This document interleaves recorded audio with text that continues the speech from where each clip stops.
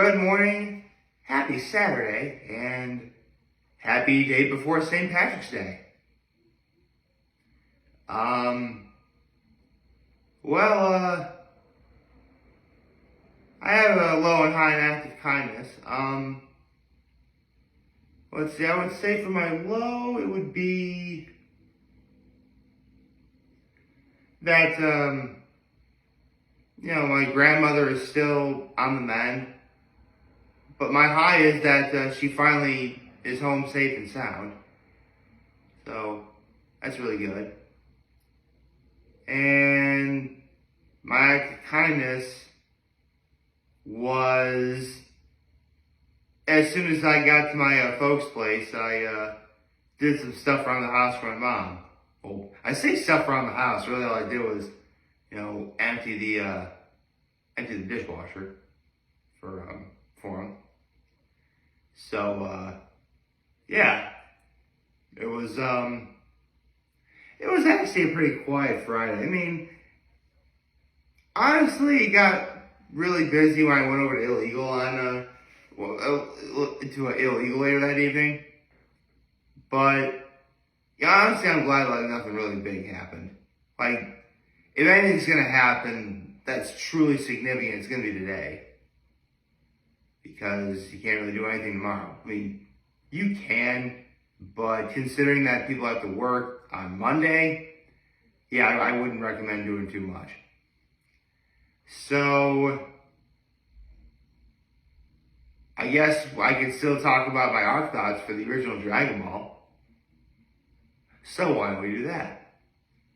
Well, last left off, Goku finished in second at the 21st Budokai Tenkaichi, or 21st World Martial Arts Tournament. So now, with going to be another, well, here's the thing. Originally, they had the Budokai Tenkaichi every 5 years, but later you find out now it's going to be every 3 years.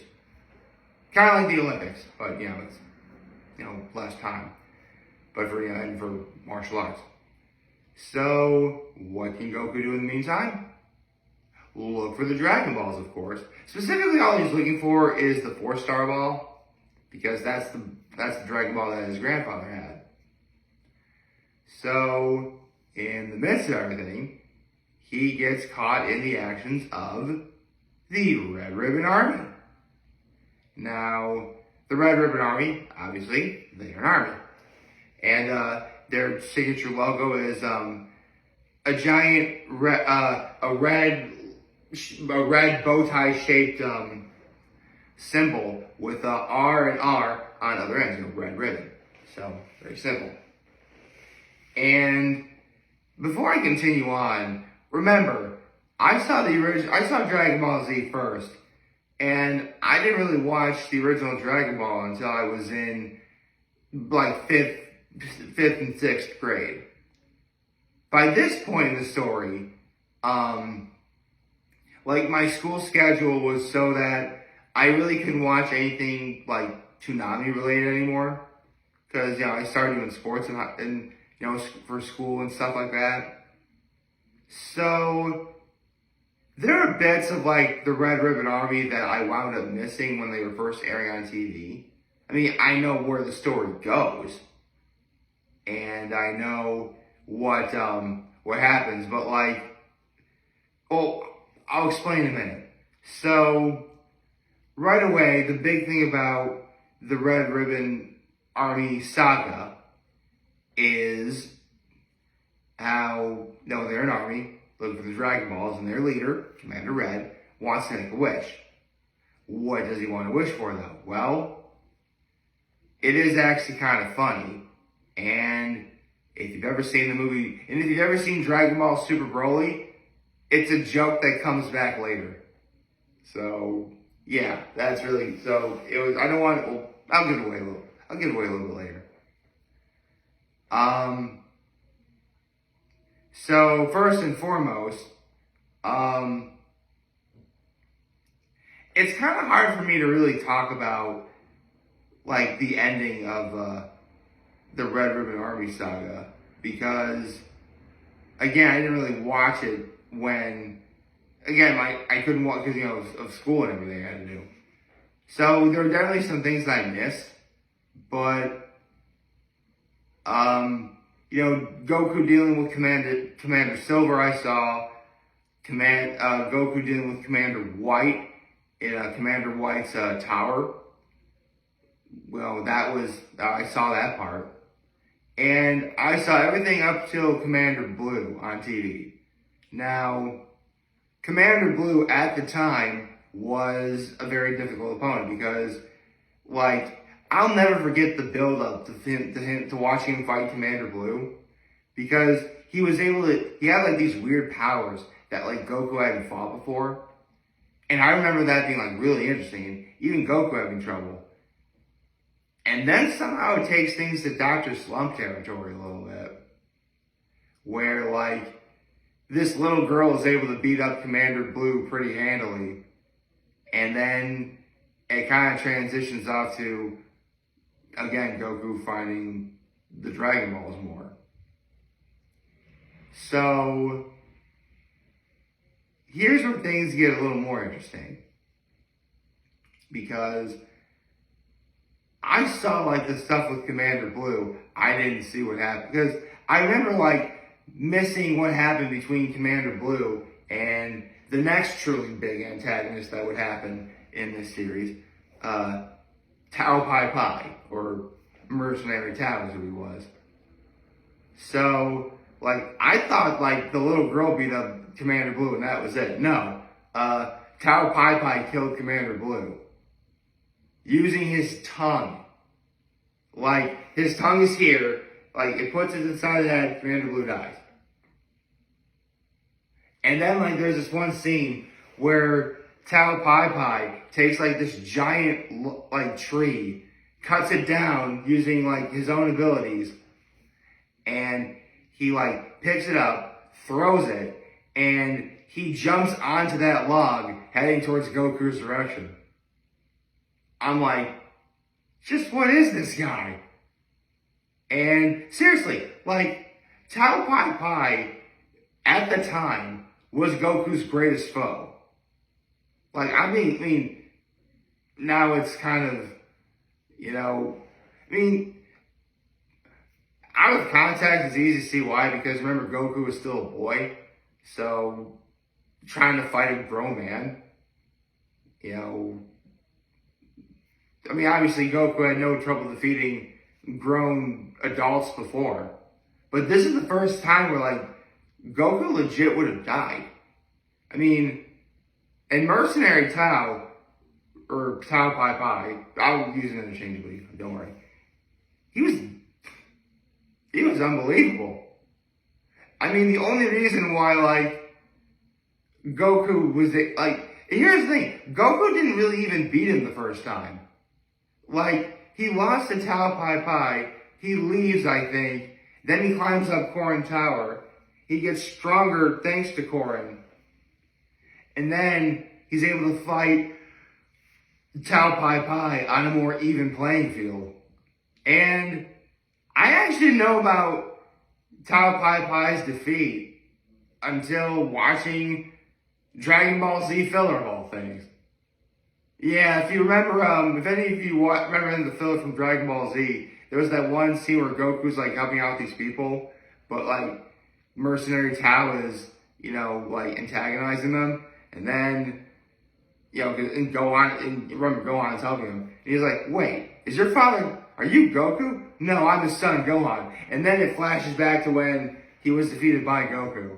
And the way that he lost was, he was on the losing end of the fight, he had a grenade, he throws it, he jumps in the air, throws it where Goku is, but then Goku kicks it right back up at him.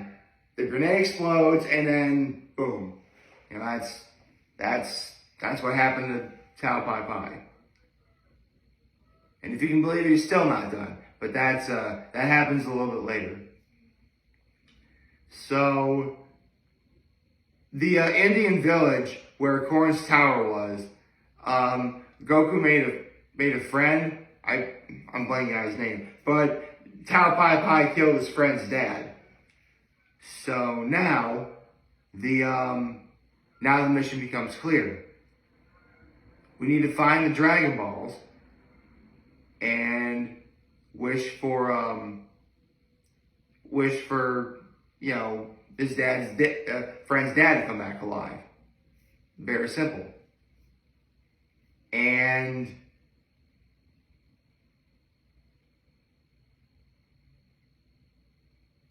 I'll be honest, I'm kind of forgetting what happened. Did Goku defeat the Red Ribbon Army first? Or did the Fortune Teller Baba saga happen? I think he defeated the Red Ribbon Army first because he did the Red Ribbon Army first because Fortune Teller Baba had the last Dragon Ball he used. So Goku defeats the rest of the Red Ribbon Army. And then there's the wish that Commander Red won too. Because, and it's so funny, and only Akira Toriyama could have ever really had this kind of writing where the wish that Commander Red wanted to do, because Commander Red was not a very tall person, he wanted to wish to become taller. Seriously, that was his wish. And I remember his assistant I believe he usurped Commander Red for how stupid the wish was. Which, yeah, Commander Red has millions of resources at his disposal. Many of them lost to Goku. Hundreds of millions of dollars, in tanks and weapons and, good men, and all for the sake of the Dragon Balls. And your wish is to become taller. You're the most powerful man in the world. Being tall, some people, I get why some people want to be taller. I get that. But if I was a short person with millions and millions of dollars and resources, I don't think I'd complain. That's why it's such a stupid wish that Commander Red won. But it is funny because that was how Akira Toriyama was writing. So Goku defeats the Red Ribbon Army. He gets 6 of the 7 Dragon Balls. And then there's 1 Dragon Ball left, and it belongs to Fortune Teller Baba. And that's where we have to stop from here. I know. It's what's gonna happen? Well, that was one way how Akira Toriyama did such a great. He always did such a great job of having arcs simply transition into one another. The stuff that happens in the previous arc, naturally has to progress to whatever happens next. Think about what happened in the Pilaf Saga. During that, Goku meets Master Roshi, and because he met Master Roshi, he can go train with Master Roshi and take part in the 21st Budokai Tenkaichi. The first Budokai Tenkaichi happens. It's been long enough because the Dragon Balls have turned to stone thanks to the first wish made in the Pilaf Saga, so now Goku can find them again. Again, it's that simple sort of seamless transition and world building that, really helped the world that Akira Toriyama made come to life. And again, all the fight scenes and the action, they're still there. Again, if you saw Dragon Ball Z first, and if you were expecting all the energy blasts and flying to happen, you were never going to get that in the original Dragon Ball. Because that's not how the story went. Everything, the original Dragon Ball happened first, then Dragon Ball Z. In fact, not a lot of people even realize this, but it wasn't even supposed to be called Dragon Ball Z. Originally, it was supposed to be called Dragon Ball 2. It's just the number 2 looked like the letter Z, and so they went with Z. Thematically, it works the same. Z does come after whatever comes before. It could be any other letter. That's the last letter of the alphabet. And Dragon Ball Z does end the original story that Akira Toriyama wrote. So, in those ways, it makes sense. But, you can't get to that without first going through the original Dragon Ball. That's what these original videos are. Again, I'm sorry if I probably got a few things wrong. It has been a while since I actually watched it. I'm just talking about my experience watching it myself. I mean, for all intents and purposes, it's still good. I mean, the Red Ribbon Army Saga is still good. I mean, you still met a lot of great characters, like Ader, and I think Upa or Poir, I forget. I'm sorry, I forget the little boy's name that Goku befriended was. The guy that, the kid that whose dad was killed by a Tao Pai Pai. So if I got a few things wrong, I'm sorry. Not to mention meet Korin. And Korin was an interesting character. I mean, up until Goku, only one person was ever actually able to catch Korin. It was Master Roshi, and it took him 3 years. I think it was 3 years. Yeah, it was 3 years. Because it took Master Roshi 50 years to learn the Kamehameha, and Goku did in about 50 seconds. Point is, again, there's good world building here, and character driven story, and it's fun. And not to mention, it was the first time anyone ever saw Goku in real danger. I mean, Tao Pai Pai was a dangerous opponent, man. Actually, Goku has fair share of dangerous opponents throughout this arc. But Tao Pai Pai was the first one to really bring Goku to his limits. Not to mention the first rematch that Goku won, so that's always cool. So yeah, Akira Toriyama's story, obviously pretty obvious. It all still holds up. I'm just doing this talking about my experience with it. And from my experience, I had a wonderful time. I hope you all like this video. If you like it, subscribe to the YouTube channel, follow on social media. As always, I'm very humble in this video. For all of you guys watching York today, I hope you have a wonderful Saturday. And remember, if you guys want to talk to me, if you have a take care and make good choices. 607 all day, baby. Oh yeah, one more thing.